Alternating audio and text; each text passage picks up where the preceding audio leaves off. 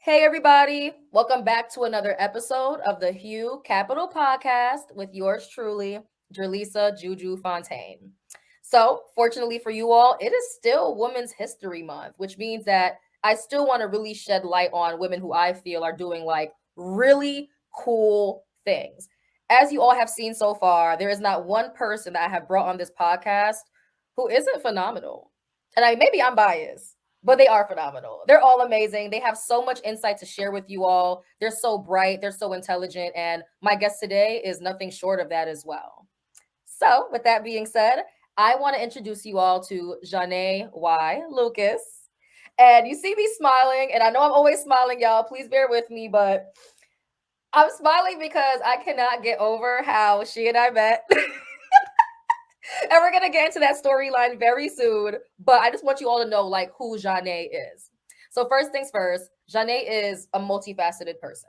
She's an actress. She is the creator and host of her own show. What is that show called?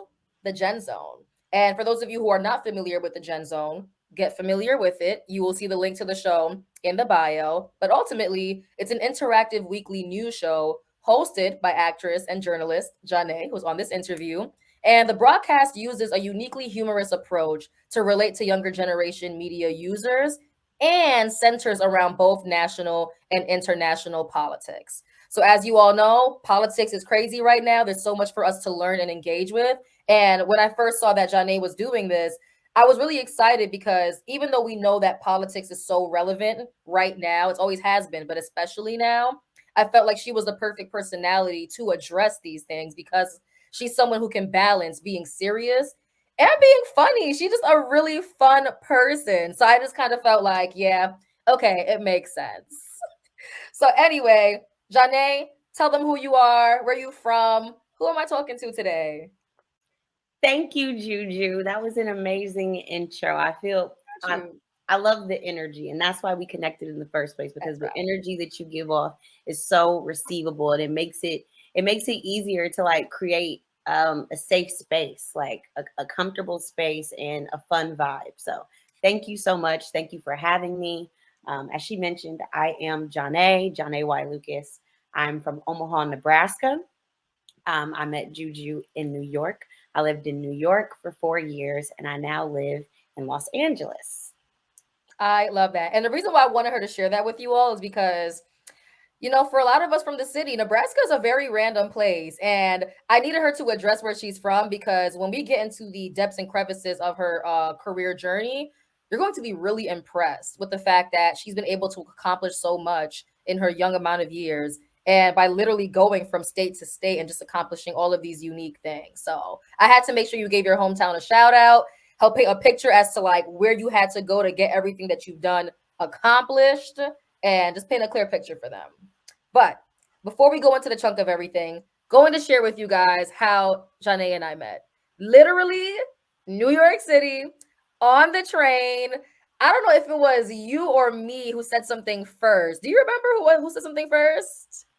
I don't remember I who can't said remember. something first, but I know that it was It like clicked. when you look at somebody and you make Yes. eye contact, you know that like okay, this person is going to engage with me. Literally. So I feel like to your point, the eye contact took place. Somehow we ended up like sitting next to each other and just chatting away. And I had the opportunity to learn like, her background, like where she's from, the fact that she just moved to New York like a year and a half to like 2 years ago at that time. And just getting to know each other as people, not for what we do as a career or anything like that, just really just chopping it up as two friendly women. Like as Jhone mentioned, like she's from Nebraska and we were just talking about this, like coming to New York, it's a different energy. Everybody's not that nice. And Everybody's not that nice or social.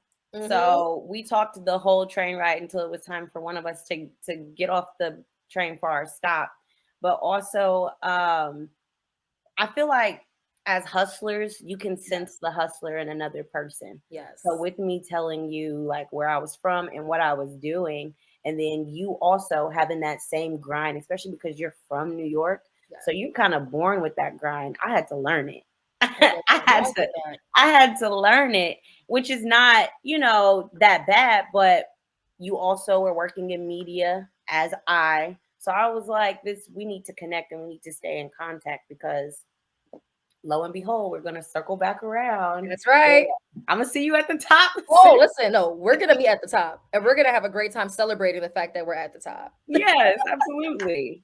And this was the energy that I encountered the first time I met her. So as you all can see, that's the reason why we clicked so well. And here we are, fast forward like what, 3 to 4 to 5 years later, we're still here chopping it up, having this interview. So it's a lot to learn from Jhone, y'all. So please pay very close attention.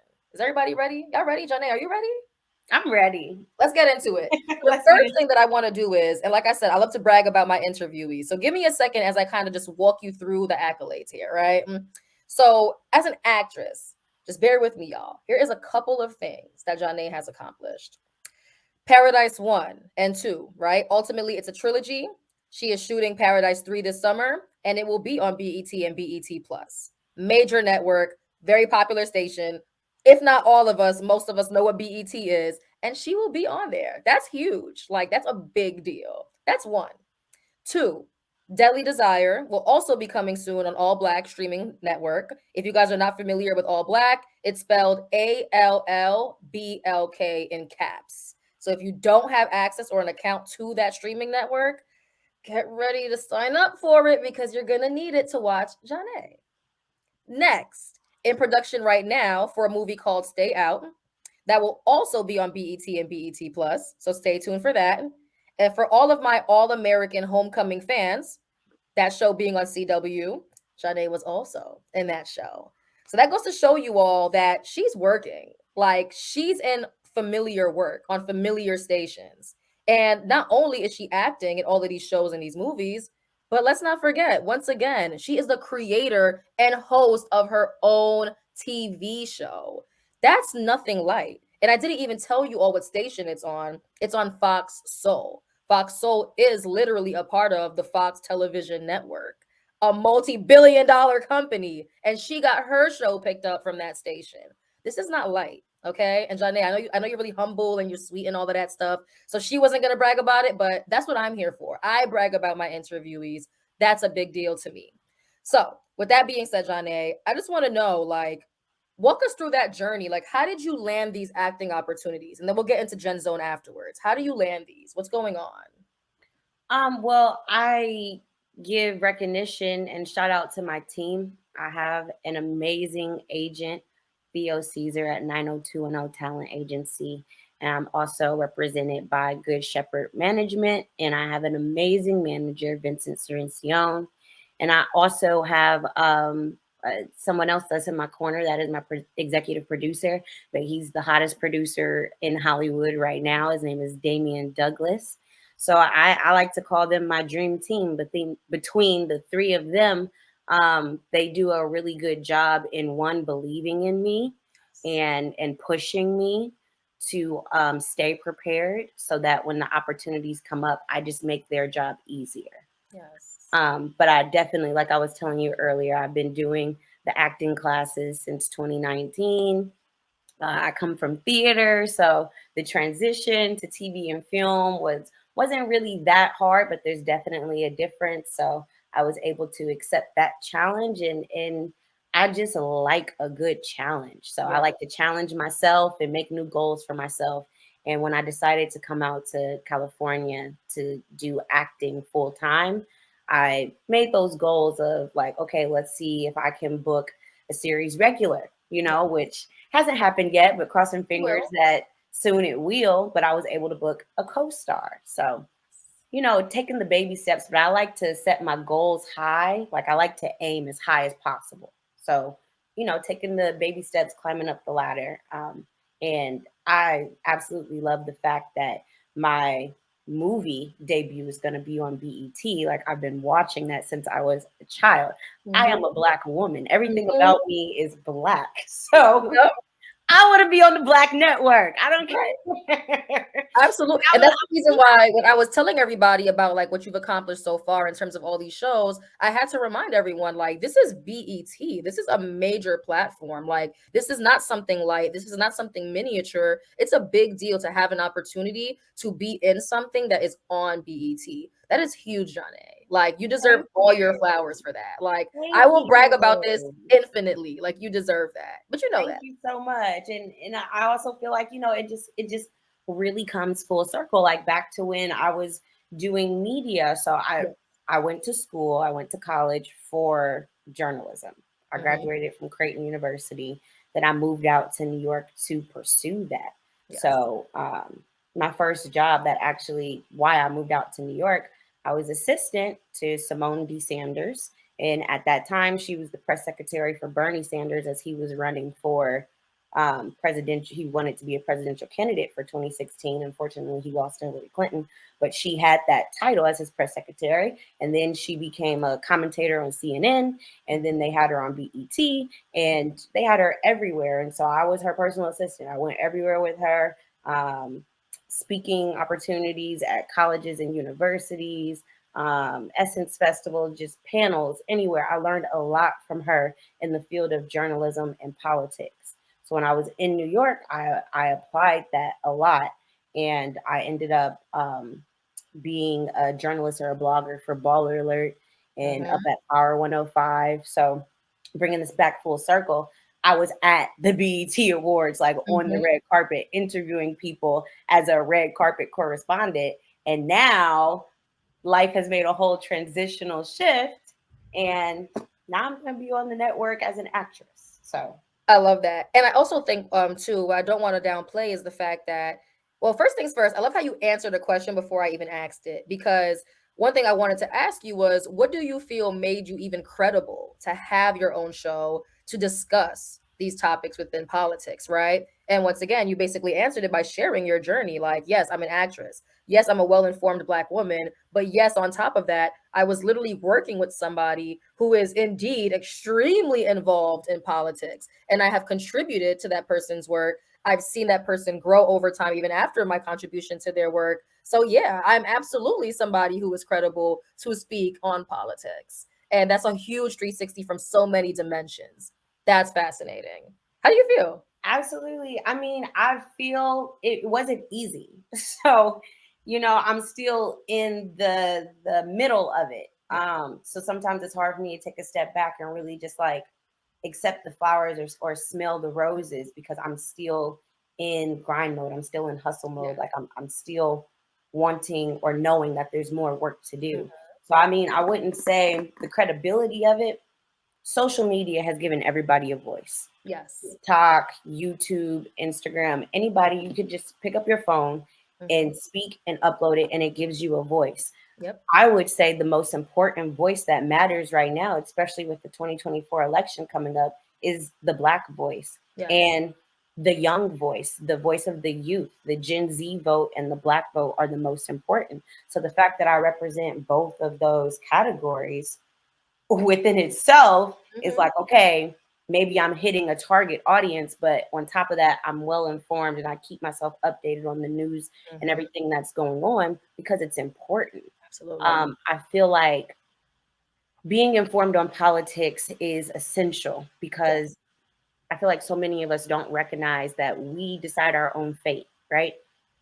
There are numerous people that are in Congress, right? 435 people that are congressmen and women that vote on laws that rule and regulate our life. But it is us that elect those people locally to be our congresspeople, to represent us nationally. So paying attention to the local elections was something that I felt like was super important. And I really wanted to push the GenZone to have a platform where we could reach that audience before the midterm elections, because I wanted people to know that it's not just about the presidential election. A lot of Yeah. people look at the president or they look at Biden as to what's happening to them right now, what's happening with the gas prices, what's happening with taxes. And that's not necessarily how that works. Right now, some of the things that Biden is dealing with is the aftermath of the president that was before him. Hmm. Just like some of the things that Trump was dealing with, which quote unquote seemed to be victories, were the aftermath of Obama. Right. So it's a trickle down effect where the president is not necessarily a direct reflection, or doesn't directly affect your life and how you live day to day. It's your local people. And I felt like that was a message that needed to get out to everybody.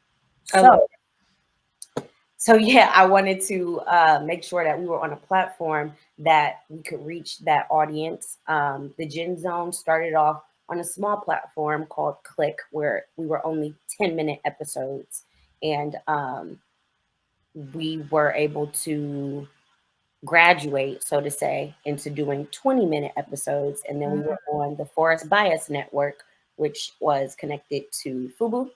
Mm. So Forest Bias, Yep. I'm Black. No, Yep. but and in doing that, we were able to create all of this footage that we have, and then we went to the Capitol on January 6th, and we were able to interview a lot of Trump supporters, a lot of people that were there at the Trump rally just before they stormed the Capitol, and I would say that that footage is priceless. Oh, that I can only imagine. And I'm actually curious, by the way, right? With you having the opportunity to interview these people at that rally, like, what was the most shocking thing that you've heard? Oh my gosh, there's the most shocking, and we talk about this guy all the time, like the GenZone team, like we have an insider, but I guess the most shocking, because they said some pretty shocking things. Like when I tell you these people were really super passionate about the election being stolen, they 100% believed it. You could not tell them any different. But Mm. I interviewed a man that said that Trump has done more for the blacks, the Hispanics, the Asians, and more than he's done for the regular Americans. And I was like, wait a minute, what's a regular American? Because we're all Americans. So like, what are you really talking about? Like, but yeah, Are you just trying to say white? Like, but okay, he was like, I'm so tired of the bullshit. Like he was from Virginia. I don't okay, even know what part of Virginia. okay. Yep. All right, makes sense. I But would have thought, I would have thought even West Virginia at that point, but keep going. Mm-hmm. but yeah, his interview was really funny, and we used clips from him. But ultimately, everybody pretty much was on one accord with believing that the election was stolen, and they were there for election integrity. I do Uh, want to make a comment if you don't mind here, right? And I think that even though it is, I mean, for a lot of us who have our own opinions about, Trump and that presidency and etc., I think it is great though that you all did find time to go out there and still let his supporters share their point of view, right? I mean, obviously you can on your show take time to just say what you think people are saying on the internet, what you think they may be feeling and etc. And you probably did that. But you also got out there and you literally asked them yourself, like, what are your thoughts? I don't have to speak for you. I can let you speak for yourself. And the reality is, at least your viewers have the chance to hear that POV on their own. And then you make your commentary afterwards. You have your opinion, you share your opinion, but they also have the chance to hear it for themselves. That way, people who are listening to your show, they cannot completely say, oh, well, Jhone is only exposing us to her bias, to her opinion. It may be mostly, maybe half and half. It's the facts, and then it's your opinion, but you're also giving people direct insight into what other people feel and think that do not align with your point of view, and that's important. yeah, I absolutely. Like we pride ourselves on being unbiased, unfiltered, and straight to the truth. So yep. I'll tell you all the things that the Democrats have done that I don't necessarily agree with. Hmm. And then I'll flip it and tell you the things that the Republicans are trying to do. The Republicans control the House now, but they haven't been using that power to really actually create change. They complained about the Democrats having control of the House, and what the Democrats were trying to do. The Democrats were trying to put money back into the American people's pockets. The Democrats were trying to relieve the young people of student debt. Like the Democrats were trying to make a change. I don't see anything wrong with that. And the Republicans now control the House, and they're just trying to impeach President Biden. Like, Yep, pretty much. Yeah. so we are unbiased, unfiltered, and I like to just present the facts, and then I'll Yes. tell you how I feel about it. But for the most part, like I want the viewers to just be aware. I just Yes. want you to be aware so that you know these things before you go into and make that vote on the ballot. I just want you to be aware. I And think I we're feel like also. Fox Mhm. Soul definitely gave us a place where we could do that, Yeah. especially because it is an affiliate of Fox. Mm-hmm. Um, a lot of people thought that we were going to be super Republican. Yep. And then because it has soul after it, a lot Mm-hmm. of people thought that we were going to be super left or Right. super Yep. Democrat because we're like black. Yep. The only black channel that Fox has. Mm-hmm. So we took we took advantage of the fact that people had those expectations, and I feel like as a team we really kind of just wowed them with no, we're not either. Nice. I love that. Also, too, by the way, people stop thinking that like all black people are like Democrats. Like there are Republican black people as well. Like I'm it's from not Omaha, one dimensional. Nebraska. I'm Like that is like, yeah, please remember that like being Democrat or being Republican doesn't mean that one party is good or bad, right? I mean, it's just a matter of like what beliefs you align with depending on who the individual is, whose initiatives you support, who you believe in, and etc. yeah, So like you just have to do your research, that's and all it most is. of the time, I I mean, you could say that I was raised on some conservative views because I am from Nebraska, Mhm. but I'm come from a working class. My parents are working middle class, so you know I agree with some of the infrastructure bills and some of the financing and stuff bills that the Democrats have proposed because it affects me and my family. Yeah, Like that's right. I have family members that are business owners. So Mhm. if the Democrats are representing a bill that's going to, benefit small business owners, then I'm gonna rock with that. But Exactly. Nope. it really I love just that. it's not a level playing field. Like they both play a dirty game. Like Yes. that's why they call it politics. Like Right. nobody's playing fair. Nope. There's And no they use fairness at all us, in the politics. American people, as their leverage. Like That's exactly what it is. That's the so, reason why I always try to remind people like, yes, most of us will associate ourselves with a party, but that's not our identity, right? Like, let judge me based off what I tell you I believe in, what I care about as an individual, because the reality is most people will recognize that you have beliefs that align with either or. You may right. choose a party to associate yourself with, but it doesn't mean that, to your point, I align with everything the Democrats are trying to do. I align Hmm. with everything that Republicans are trying to do. The reality is, some I agree with, some I don't from either or. And the cool thing is your show has a great balance of addressing the politics, but also infusing culture in it, right? I think that Yeah.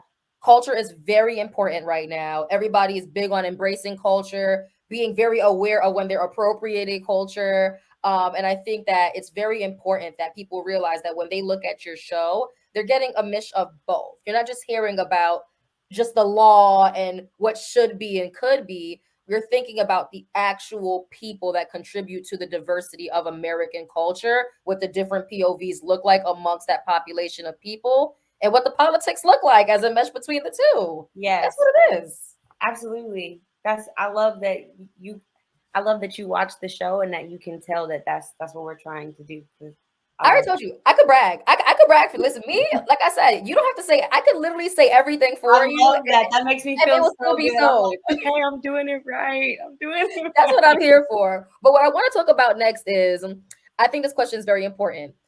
Once again, for everybody who's listening, she's not just the host, she's also the creator of this show.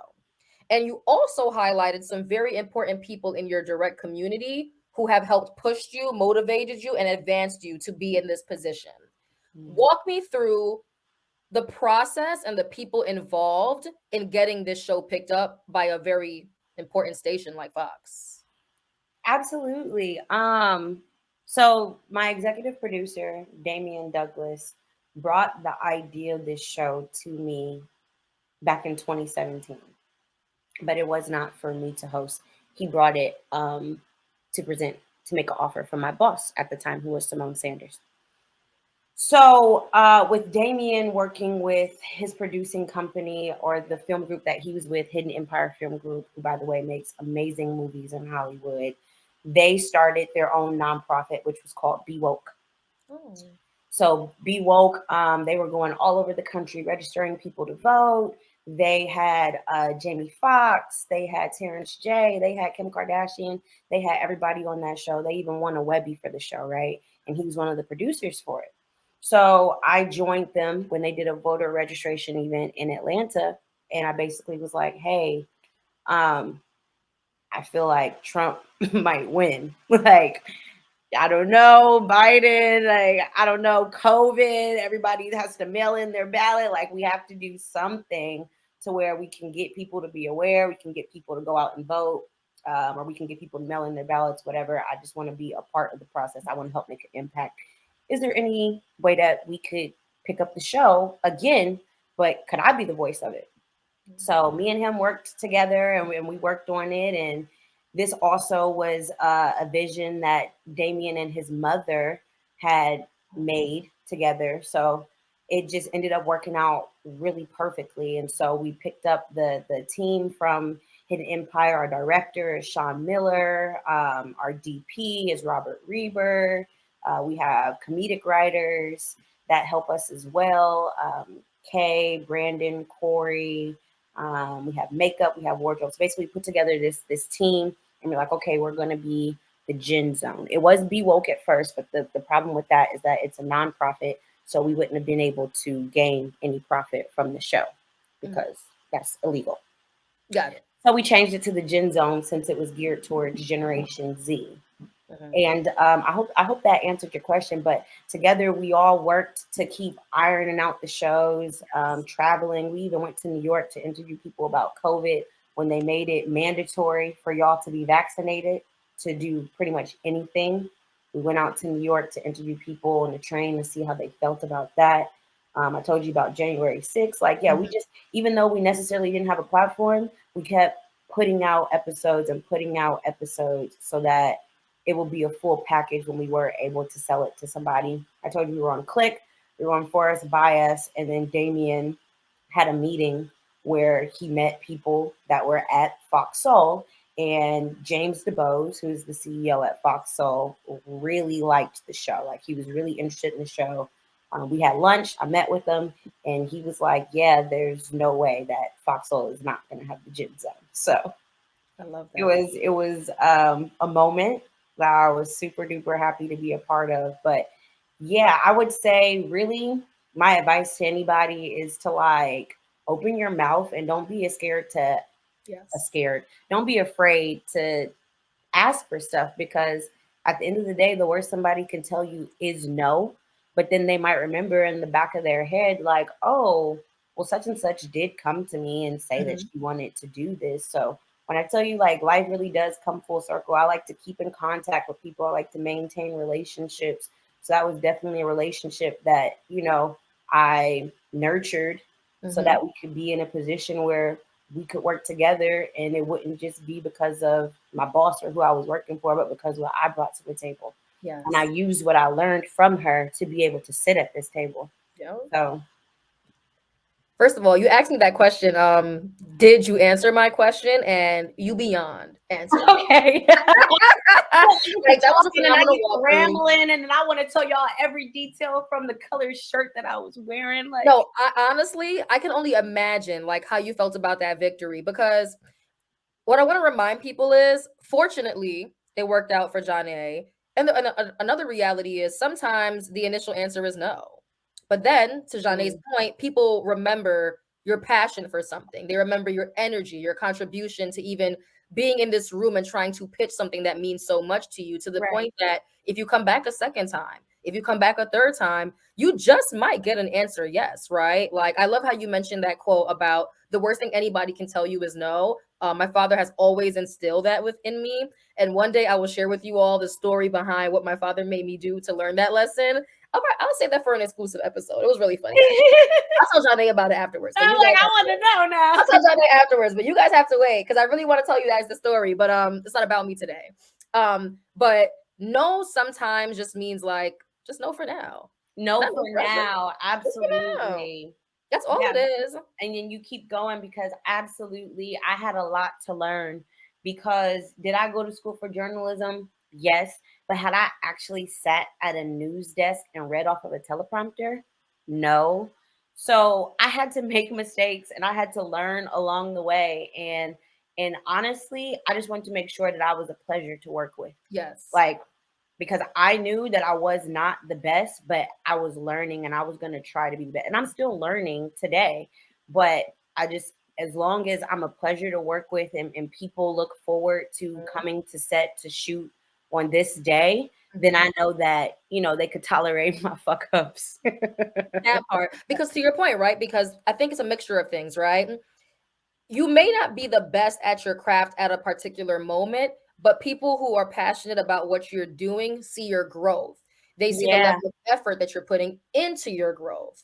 They are still fascinated with what you are able to provide in that moment. So for them, if she can do this now, as young as she is in the game, who will she be 4 years from now, 8 years from now, 12 years from now? And see what I did there? People like the 5, 10s, 15s. I did like 4, 8, You did 12. the fours. Yeah.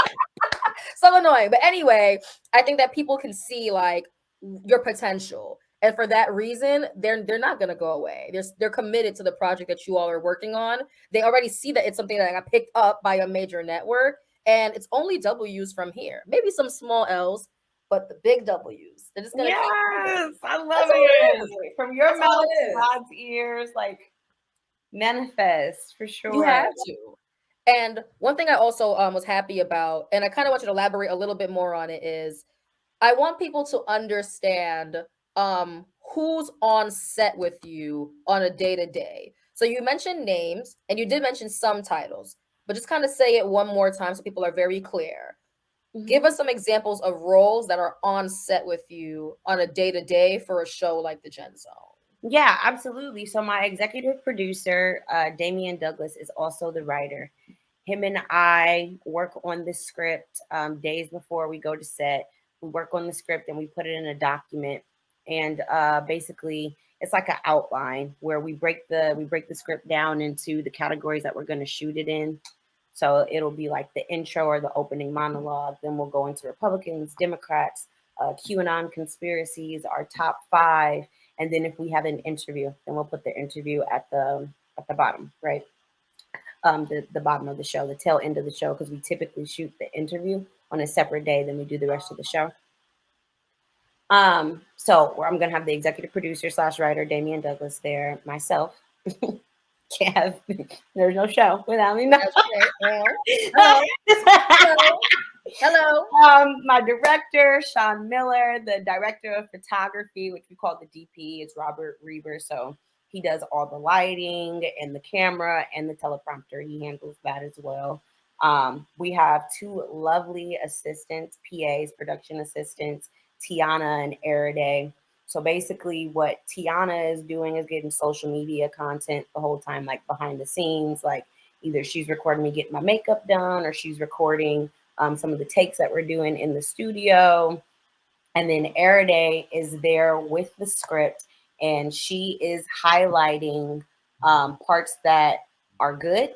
So if I went through a whole take without a mistake, she's the person that recorded that. And then if I did have a mistake, then she highlights where the mistake was. And sometimes the mistake is I just reworded the sentence or I said a different word than what's in the script. So sometimes we can bypass them. But if it's something that we have to go and fix, she's the person that records that. And she's like, okay, at 3 minutes and 18 seconds, she said Omaha when it was supposed to be Iowa.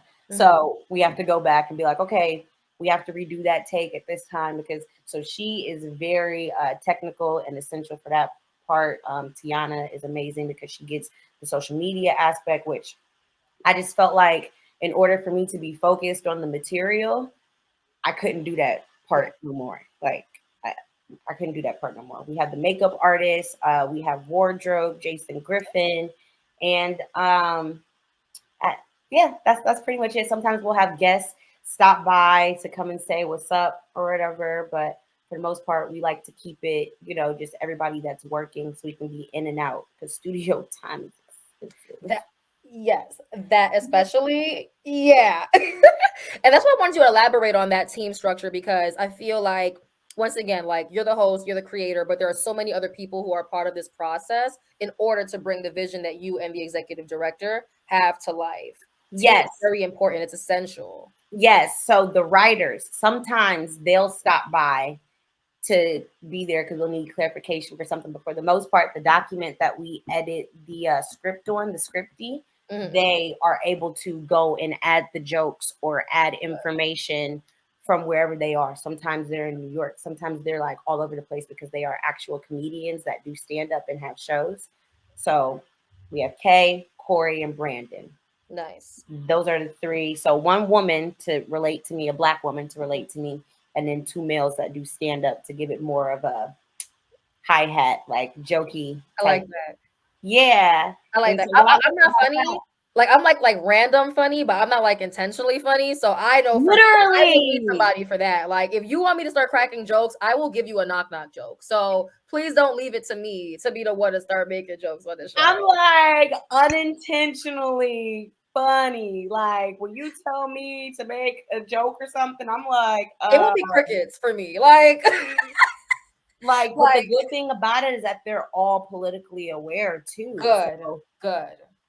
they might already know something from like back when Bush was president and then That's throw true. that joke in there for people to catch. That's true. And I'm like, Mm, I don't understand this. Let me study it. Oh, I get the joke now. I get the mm. joke. I like I that. get the wordplay now. I I get like the that because for me, wordplay. like I said, I could catch these, but for me to make it up, yeah, no, no one's gonna laugh. It's gonna be crickets, and I might get a tomato thrown at me, and I don't like disrespect, so I don't play myself. To your point, I will rely on the experts Yeah, and I for mean, like that. when I first started, my thing was that I wanted to have everything memorized. I thought that made me Mm, so great if I could just have it memorized.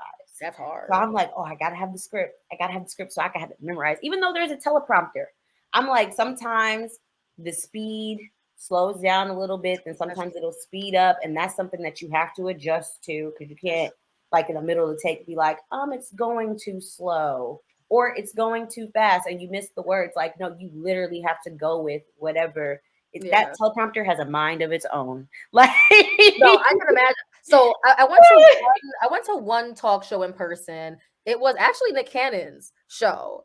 And I had like a firsthand opportunity at seeing like, okay, there is this screen that he's reading from. To your point, sometimes it's fast, sometimes it's slow, but he still has to like maneuver the room and keep everybody engaged. This is not easy work that you do. making it conversational, but also Mm-hmm. in your facial expressions, like in the eyes. Like I can't be looking like I'm Mm-hmm. reading something. Like, no, Mm-hmm. it has to be natural. Natural. So to me, I was like, I can best do that by memorizing it.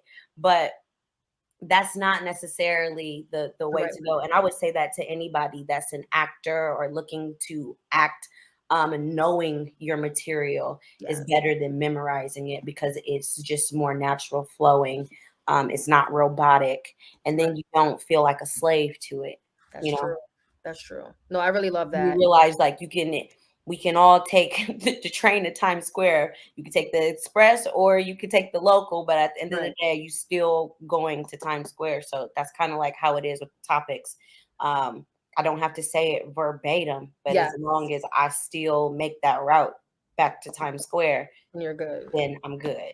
I love that. And I love how you brought it back to being an actress because before we sum up this episode, I do want to tackle like just two to three more questions really quickly.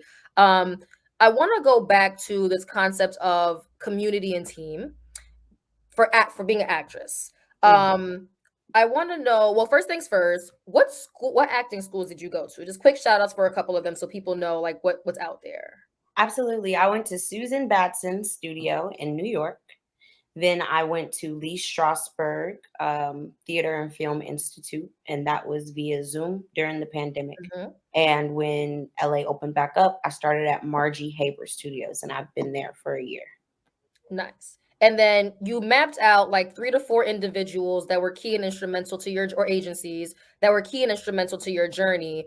Question is, how did you find these people? Like, how can someone find this super team to create these opportunities with them? Absolutely. So my executive producer, Damian Douglas, he saw something in me that I kind of gave up on, or I wouldn't say I gave up on, but living in New York is very hard and the bills don't stop. Yep. The bills don't stop. No. So I found myself in a situation where I didn't have time for acting anymore because I needed to work. I Yeah. needed to work. And so when the pandemic happened, um, and I was like, well, hey, I'm gonna move out to New York. I signed up for this class on Zoom. Like, hopefully I can get back into the acting bug because, essentially that's where I want to be. That's what I Nice. want to do. I've got lost along the way, blah, blah, blah. So he set me up a meeting with Vincent, who is now my manager, but at the time wasn't accepting any more clients. He set me up a meeting with him, and I created my own relationship with Vincent where I would go and hang out with him on a random humbug without Damien around. Hmm. And Damien did link me with my agency, though. He linked me Nice. with Theo Caesar. So, Damien is not a manager, he's not Right. an agent, he's just a producer. Right. But I will also call a friend, Mhm. family. He knows my family. Like this is a family member at Yeah. this point. And he's completely looked out for me. So I would say that, yeah, it was through him that I made these connections. Um, and then Vincent, my manager, got me my commercial agent. I love that. Thank you for breaking that down. And Absolutely, because it can be hard, it just can. trying to funnel through, okay, what agency, because there's so many agencies. And that's something that I also learned too. I thought that when I first moved to New York, I was going to be able to just audition and be on Broadway. Because, back home in Omaha, like when the auditions for the theaters and the playhouses come up, you just go and they give you a Mhm. number and, you audition. And New York was a rude awakening because that casting call line was 7 blocks and it was cold and I wasn't doing it. Like I was not doing it. Like 7 blocks is 7 crazy. blocks, 7 blocks long. I'm not doing it. No, It's no, absolutely cold. not. There's No. no way. So, Mm-mm. yeah, when you get into this world of realizing that, oh, okay, people are represented and Yes. then people are given offers and they don't necessarily have to audition because Mhm. they have people that represent them that basically do the audition process for them. Like they Yes. submit you, they sell you. So you don't really have to do that. But at the end of the day, I feel like the audition process makes you stronger. I love that. And honestly, I like how you turn what someone might think is a negative into a positive because the reality is, some things work, some things don't, but in the end of it all, it's going to work out how it's supposed to work out. And that's all that matters at the end of the day. Rejection. Just redirection. It just makes you appreciate the bookings. Yes. Like there's no way that I can show up to a booking or production that I'm booked for and not immediately be Hmm. happy and like filled with gratitude, because Yes. I know that with the amount of auditions that I do, the amount of bookings that I get are not aligned. So for that, I'm forever grateful, Yes. and I'm grateful for the team. I would say for people that are looking for agents or agency to be represented by or management, um, I rock with the people that I rock with because I feel like our morals are aligned. Yes. I feel like they're genuinely good Yes. people. As I mentioned, I created a relationship with Vincent before he decided to um, represent me. Theo, I got through Damien, but Mhm. Theo and we connect on a different level because he's also a Cancer. I'm a Cancer. I'm a Um, Cancer. I'm July 2nd. June That's 27th. crazy. June 27th. Wow. Okay, keep going. Keep going. Wow. Also Christian based. Theo is a Christian, goes to church. My father is a pastor. I That's grew up true. in the church. So I like to have those kind of people with similar views around me. Most people would look at an agency with like how many of their clients are getting Mhm. booked or what relationships do they have. And that is also very important. But I just want people to know like Hollywood or New York even is very easy to lose yourself, Yeah. lose your morals, then the things that you stand for. Mhm. So I just want to remind everyone to keep people with values and Yes. good principles around you. That was phenomenal. And we are running out of time, but there is one last question I have to ask you. Are you Okay. ready for it? Yes. What does the future of media and entertainment look like? Dum dum dum. Dun dun dun. I feel like the future is looking up, honestly, because of this. There are a lot of streaming networks Mhm. right? You have Tubi now, in addition to the Hulu and the Netflix, which are like more corporate.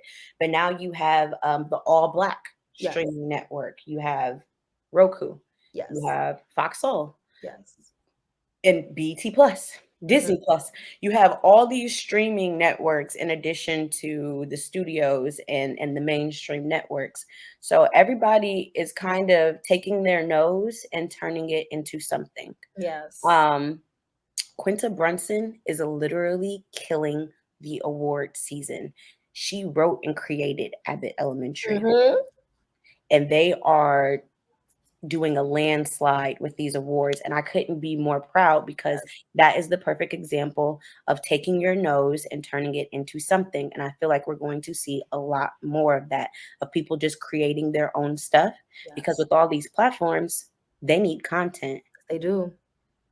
With the writers, the studio writers going on strike, they need content. Yes. So they're going to turn to the content creators and the people that want to direct their own stuff. And the people, Michael B. Jordan just directed and acted in Creed. So I feel like the future of media and film is that we're going to see a lot more people making their own stuff. Nice. I love that answer. Honestly, Jhone, this was a phenomenal interview. I really enjoyed myself. And I think it's even more amazing because we're really just two girls who randomly met on a train. And now here we are talking about your journey and the fact that you're already big, but you're going to be even bigger.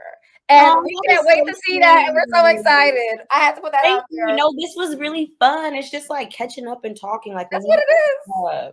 I want to say thank you so much for everybody who's tuned in. Once again, like if you look in the description, you will see a link to her show. Please make sure you all listen. One, because it's supporting her and her work, but two, you're actually really going to learn something and engage with the content. But don't forget, everybody, really quickly after this, just a short segment, the same 24 hours, we're going to be talking about all things productivity, health, and wealth. Don't forget it. Thank you so much, Jhone, for being here. Thank you.